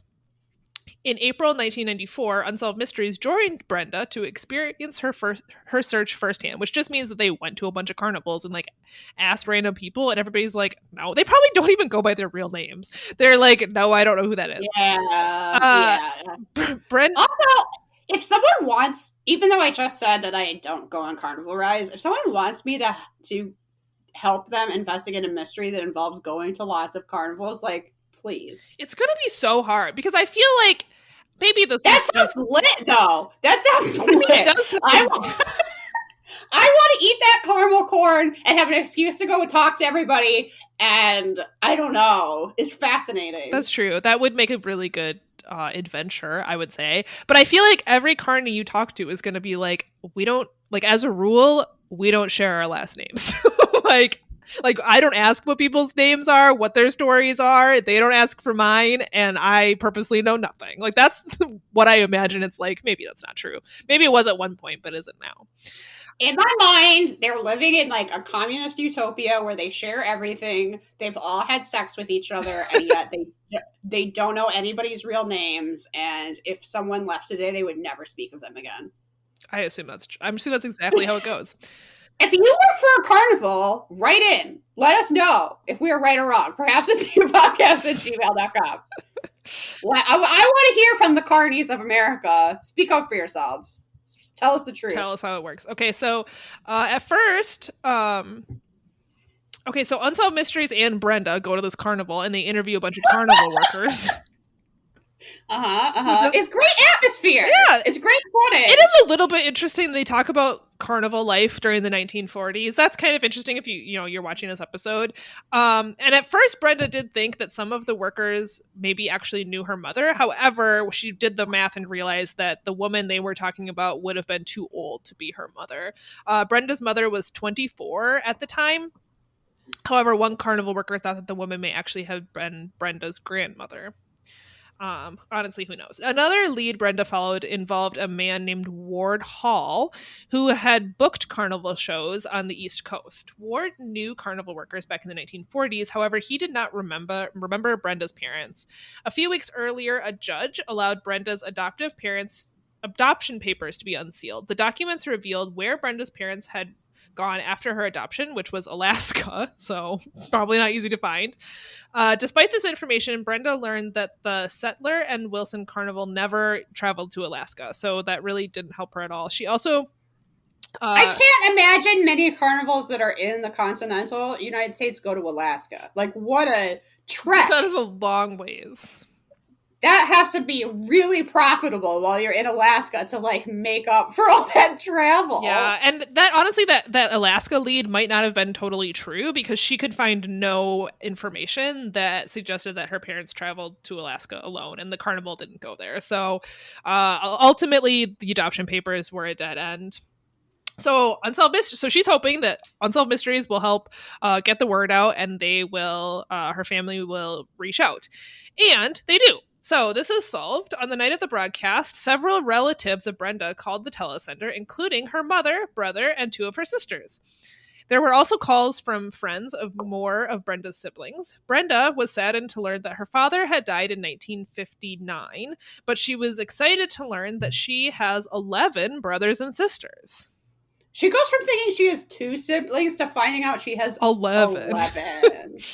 In August 1994, Brenda's sister, Martha Oak of St. Clair Shores, Michigan, hosted a reunion. Although Brenda's birth mother was unable to attend, Brenda was finally able to meet 4 of her siblings, Martha, Thomas, Susan, and Frank. Martha, Thomas, Susan, and Frank. However, at the time of the reunion, 3 of her siblings had not been located. Fortunately, when the story was re-aired, another brother was found in Florida, and twin siblings, Jean and James, were found in Ohio. Brenda's search is finally over. However, Brenda sadly passed away on August 12th, 2018. She was 69. Her siblings, Jean and James, have also since passed away. That's wild. The Unsolved Mysteries curse strikes again. Do you think after a little while of finding out about siblings, she was like, okay, I only wanted a couple. 11? This is too much. Slow down. I'm going to have to buy 11 more Christmas presents this year. I can't afford that. No, thank you. The reunion is filmed, and it is really sweet. So, yeah. It is, yeah. She seemed very happy about it, despite me joshing just now. She did not seem like she was going, I don't actually want this many. She seemed delighted. Yes. I wonder if any of them continued the carny lifestyle. I don't know. That'd be interesting to find out. Well, anyway, we have one last mystery. You made it this far. Oh, this is a marathon. It really is. Oh my God. We've been talking for an hour and 42 minutes. Okay. Wow. We have an unexplained death for you now. This was from January 24th, 1987. A deputy sheriff was gunned down in his Burbank home. The next day, an anonymous witness called the police claiming to know the identity of the killer, but very helpfully didn't say who it was. What's the point? Yes, so this is the death of Charlie Anderson. He had a mustache that I called the picket fence because it is just a neat little row of hairs. Okay, so what we learned about Charlie Anderson is that he was a skilled driver and he trained other officers in driving. He was supposedly well-liked and had no enemies, but he was a cop, so that's kind of hard to believe. And look, you can't say a cop has no enemies. Yeah, that's true. I don't believe you. That's true. Even if he was mostly training driving, he surely arrested people at some point. Anyway, I'm not saying I'm his enemy necessarily. It's just, surely he made some enemies being a police officer. So in 87, according to his wife Beth, they arrived home with their two young sons around midnight. So they, pull up in the driveway after visiting her parents. Charlie took one sleeping child into the house and was going to come back for the other. He tucks his son into bed. Then his wife heard what she thought was a car backfiring. Clearly, cars used to be backfiring all the time. I feel like that's not really so much an issue anymore.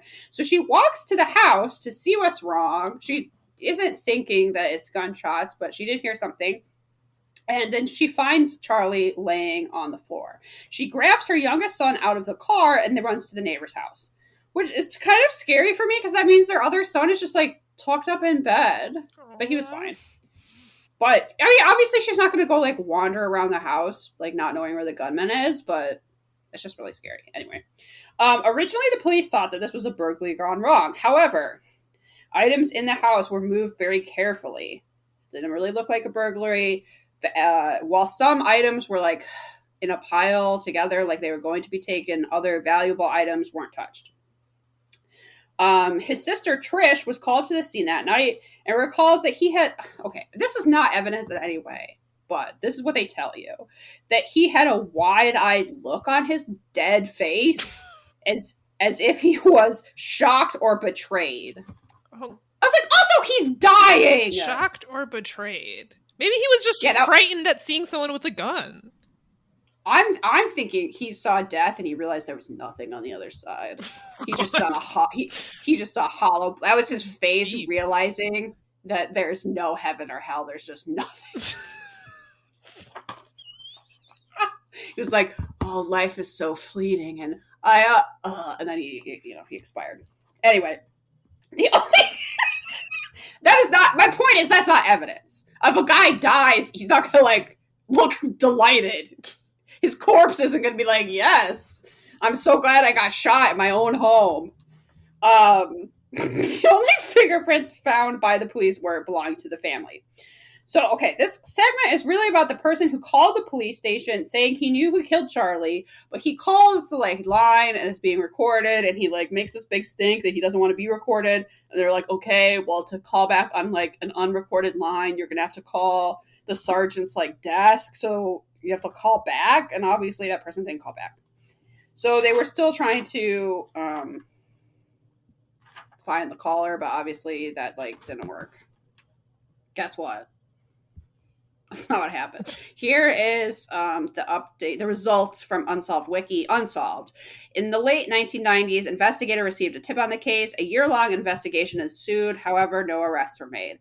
In 1999, they presented their case to the Los Angeles DA, but prosecutors said there was insufficient evidence to charge any suspects. The investigators have looked into Beth, the wife, as a possible person of interest, as she has refused to be interviewed then by this night of Charlie's murder. That means nothing, by the way. The staged robbery and lack of physical evidence as an intruder has also made them suspicious of her. However, she has never been named as a suspect in the case. Charlie's wife died on Christmas morning, 2018, at the age of 65. I would also say that it's possible this is cop-related, as many unsolved crimes are. Sure, yeah. Maybe he knew something he wasn't supposed to know. Maybe he was gonna, I don't know, turn in one of his fellow officers for stealing stuff from the evidence locker. Something like that. Maybe this is, am I just talking about an episode of The Shield? Yes, but yeah, stuff like that does happen. I wouldn't assume it's Beth just because she doesn't want to talk to the police. The fact that she doesn't want to talk to the police, who were her, like, husband's co-workers, that kind of makes me suspicious of them, is what I'm saying. Yeah, for sure. It seems like she would know them. She would be, you would think, be more willing to talk to them. And instead she's like, actually, no, I'm going to keep my distance. Well, she didn't want to talk to them the night it happened. She has 2 kids. Yeah. Her husband was just killed. Yeah. Like, of course, she's probably things to worry about. Yeah. She doesn't need to be drugged down to the station to be interviewed. Yeah. That's not evidence. It's weird that they called his sister and they had his sister come to the crime scene. Isn't that odd? Yeah. And cruel. And why did she see his dead body, like, in the house? Like, not at the morgue? That makes me suspicious of them, too. Yeah, the whole thing is weird. I don't know. Who knows what happened? There is some more information about this, but it's all, like, who knows? Like, probe, ongoing. Like, there's, I don't know. I couldn't find anything concrete at all. So that's it. Bad for his family. This, poor Beth. Unless she did it, I guess. But I'm not really leaning towards her. That's it. You finally made it to the end. This episode has everything. Bigfoot. Carnivals, Bigfoot, angels, amnesia.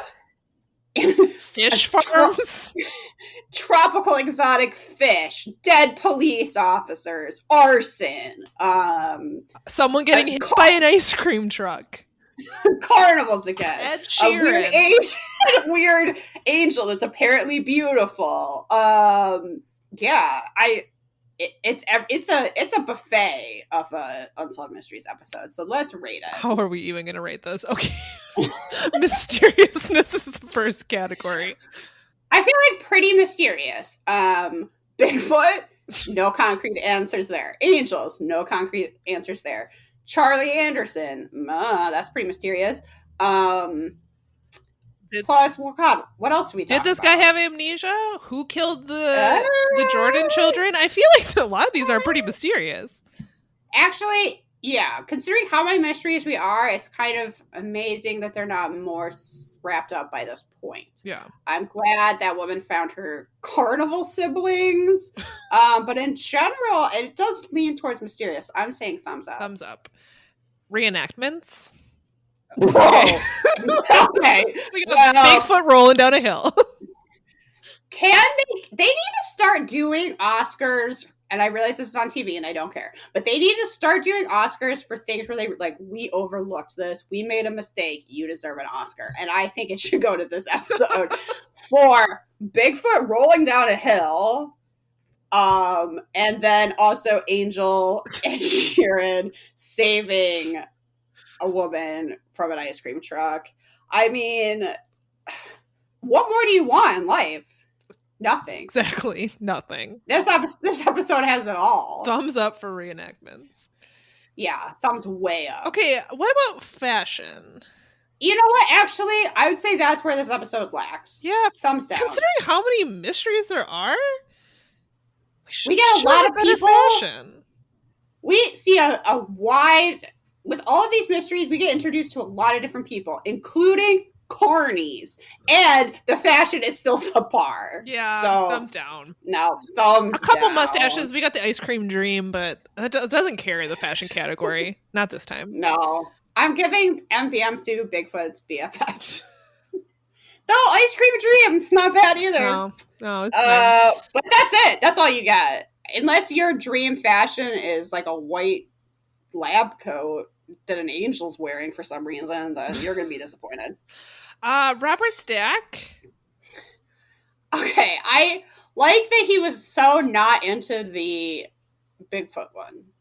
I think he was more on board with the Angels one. Yeah. But you could tell he's really like, we're talking about Bigfoot again. Like, he's like over it. And I respect it. I do actually. Robert, you can get a thumbs up from me. A thumbs up because he did not want to go to work that day. Then he's like, we've talked about Bigfoot before. And they're like, too bad, Robert. The people want it. This is different, like, Stack. All right. It's different. We have a rich guy to interview this time. And Stack was like, whatever, I'll be on my gold yacht. Okay.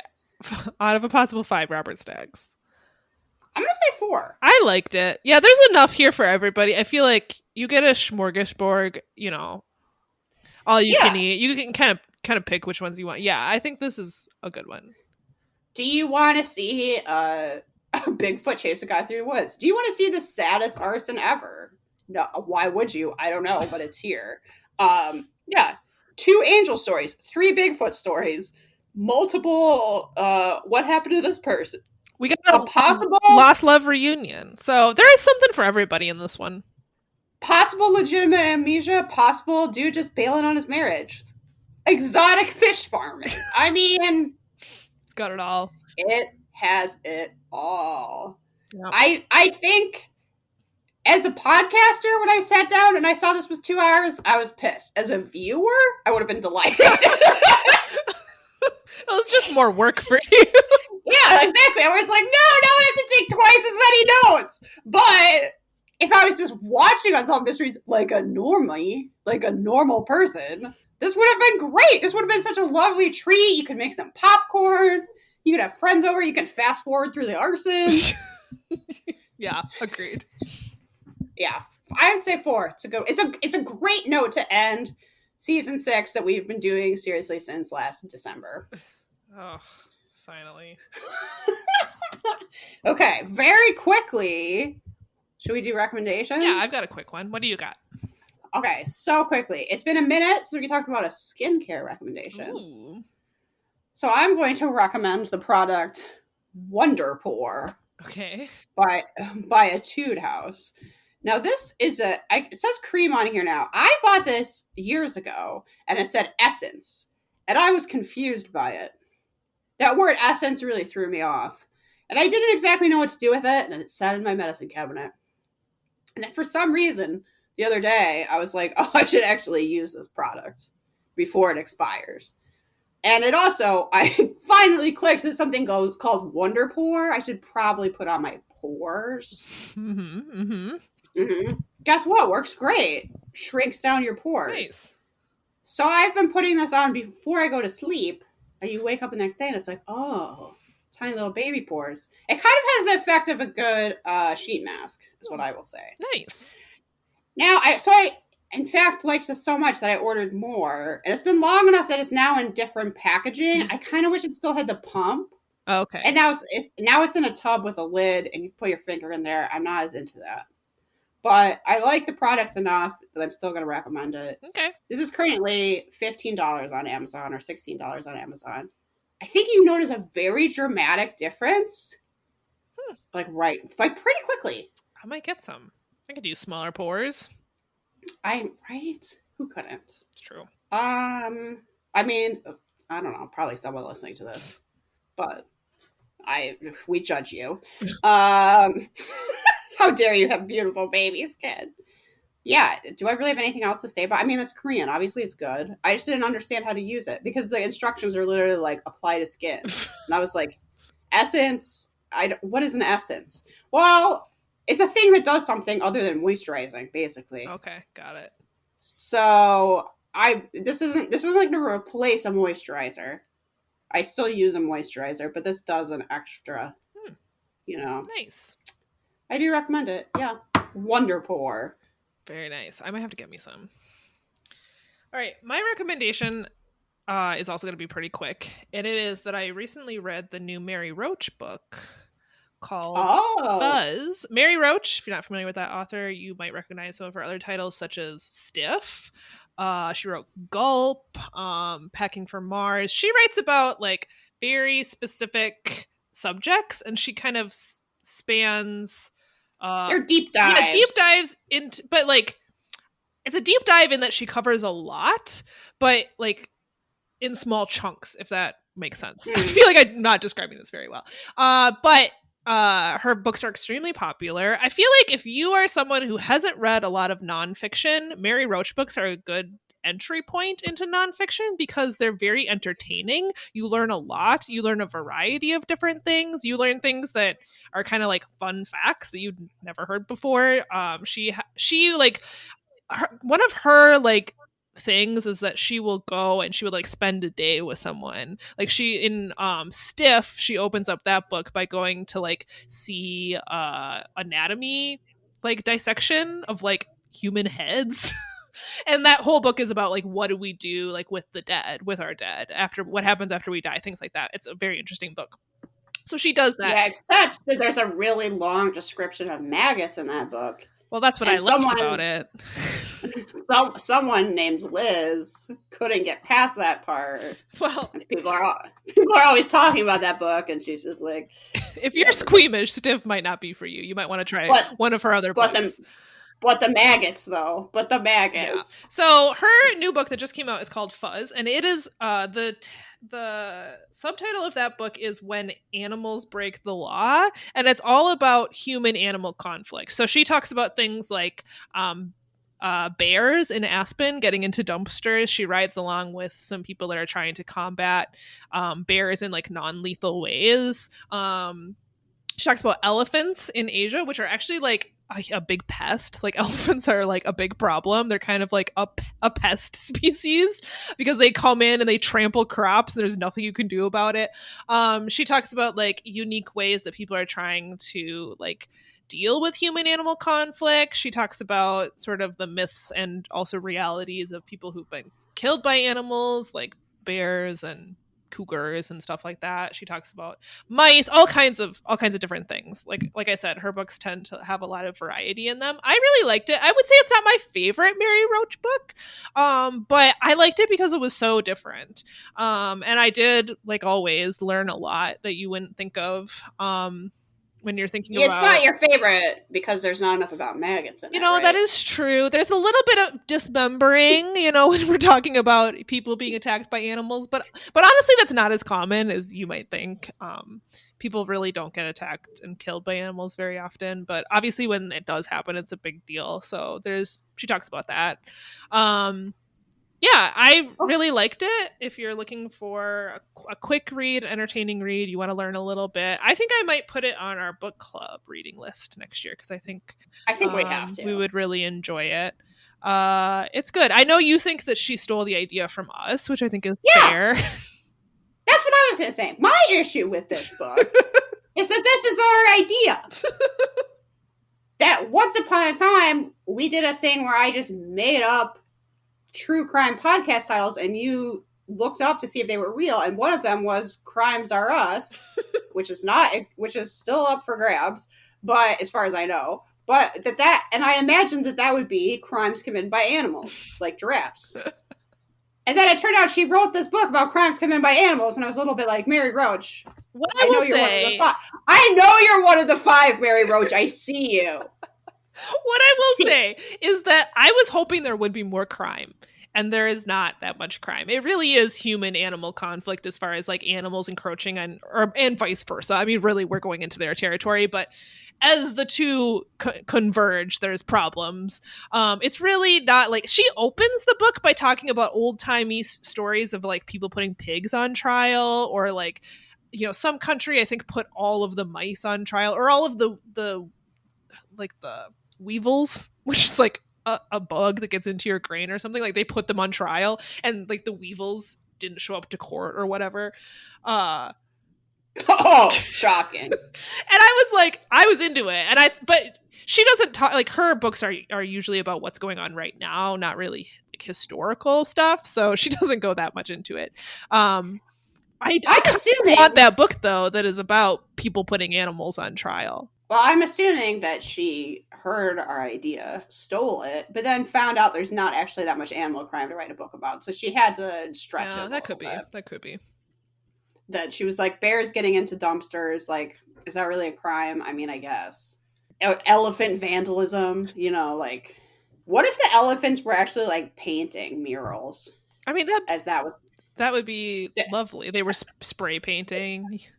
Yeah, with their trunks. Yeah, elephants out tagging. I mean, you know how they like train elephants to make paintings to amuse tourists? Sure. I assume by like beating them or probably something horrible. But what if the elephants take their artistic abilities on the road for graffiti purposes? I like that idea.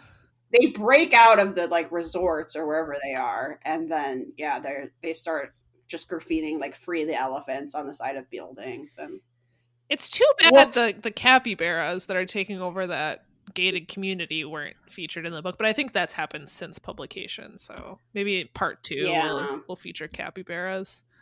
Fuzz 2, capybaras on the loose. I loved back when there was the Colbert Report, and he would do this ongoing recurring segment, Monkey on the Lam, which was always about monkeys who had escaped, but it had this great graphic of a monkey, I think, riding a lamb backwards and shooting 2 like pistols in the air. Somehow, I think this is not the first time you've mentioned Monkey on the Lam on this podcast. Probably not, because I loved it. Because I loved it so much. This sounds familiar. I feel like it's because you've told me this before. You're like, there's no way I saw that. It's definitely Liz going, remember Monkey on the Lam? No, Liz, no one else remembers that. Stephen Colbert is extremely boring now. And it's like, oh, yeah, well, those were the days. Okay, I guess we can wrap it up now that I fit in my contractual obligation to mention Monkey on the Lam again. I think we can wrap things up. All right. Yeah, let's plug our shit and get out of here. So we are on social media, Facebook, Instagram. Are you going to make a TikTok so you can tell men they are short kings? If Arden wants to run the Perhaps It's You TikTok, it's all hers. I'm not doing it. I am not pointing. I'm not making videos of myself pointing to just random spots of air and then filling in words and having like the lighting change and putting that drama sound. I'm not doing it. Yeah, honestly, I was just thinking about that, and I would rather die. Okay, but you can find us on Facebook, where the olds are. You can find us on Facebook, Instagram, and Twitter. Send us your spooky stories. Have you been injured by a Bigfoot? Send us your story. We cannot guarantee financial compensation, but we will tell your story on our season 6 finale. Yes, we're finally doing a season 6 finale. We need your stories. Send it to us. perhapsitsyoupodcast@gmail.com. You can also send your last minute zine submissions to perhapsitsyouPodcast@gmail.com. What else do I want to say? You can Patreon. Give us money. You will get access to like over 40 bonus episodes for just $1 a month. We also have some other goodies you can get for a little bit more. It's a great deal. You should check it out. We have a lot of fun over on Patreon. Stickers. Yeah. Do you want to be in the Lenny Briscoe fan club? Lenny Briscoe is a dog. Of course you do. Go check it out on Patreon.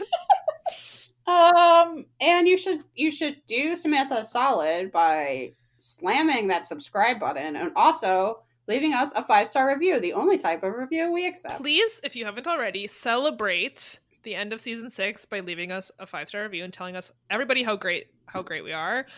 Make a new account. I don't know. Make your mom sign up for iTunes.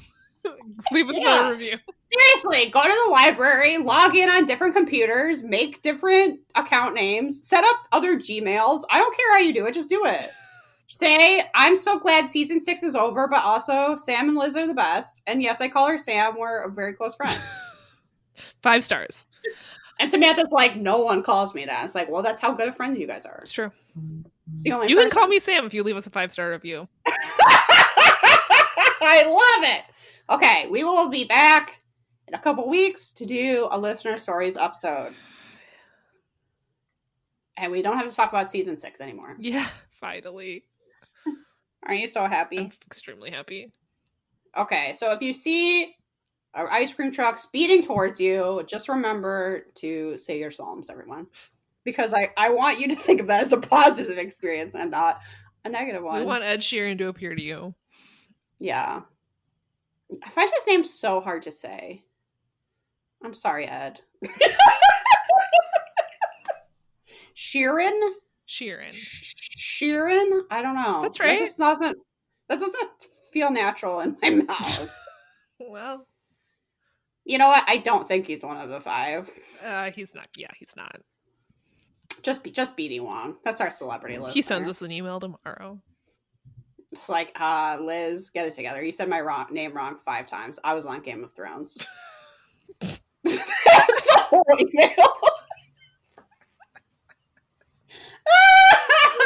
All right. Well, keep barking. Bye. Bye.